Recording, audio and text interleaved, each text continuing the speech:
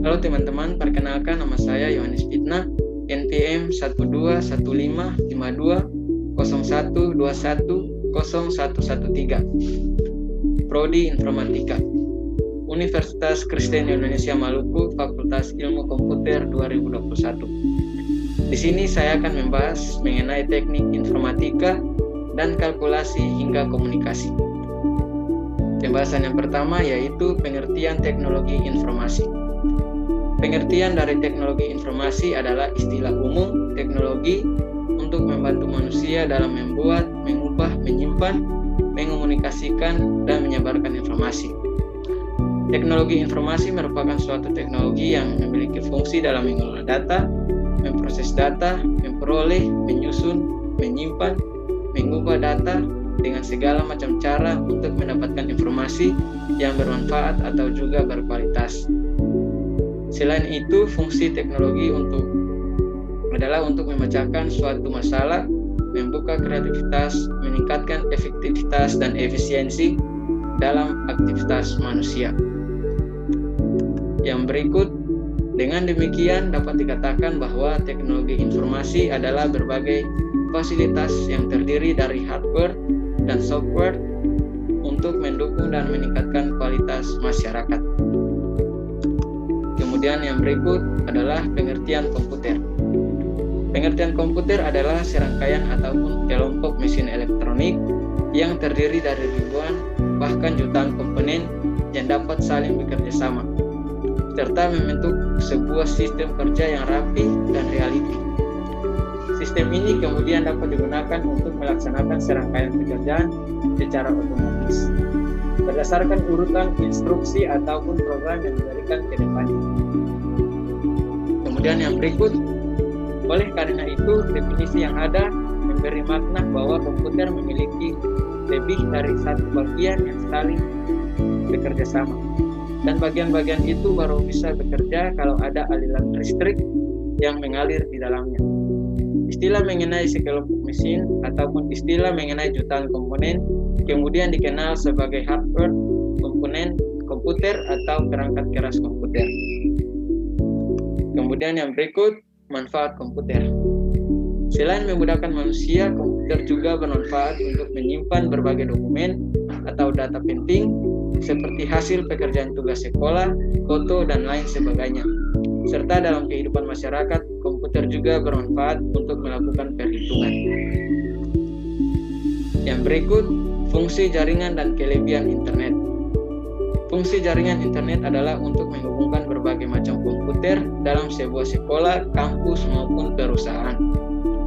Kelebihan dari internet sendiri yang pertama adalah memudahkan proses pekerjaan dalam sebuah kampus, sekolah, ataupun perusahaan. Yang kedua, memudahkan dalam bekerja sama yang baik antar pegawai dalam berkomunikasi.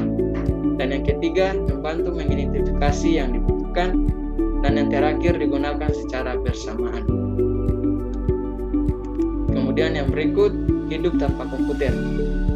Mungkin sebagian dari masyarakat dalam era globalisasi mendengar kata hidup tanpa komputer pasti akan menjawab tidak bisa. Karena itu komputer sangat membantu dalam menyelesaikan tugas-tugas, dan dengan adanya komputer sangat mudah untuk mencari informasi-informasi penting yang hanya dengan duduk berdiam di rumah. Sejak dari tahun 1990-an, komputer sudah menjadi alat pembantu bagi kita untuk kegiatan sehari-hari. Dengan bergabungnya komputer dan internet di masa kini telah menjadi tangga tinggi untuk perkembangan teknologi di tahun-tahun yang akan datang. Kombinasi dari dua benda ini dapat membuat tugas-tugas kita semakin lebih cepat, efisien, dan efektif, serta membuat perpindahan informasi dan komunikasi secara cepat dan hidup bersosialisasi juga lebih erat dengan sesama. Kemudian yang berikut, hubungan komputer dengan teknologi informasi.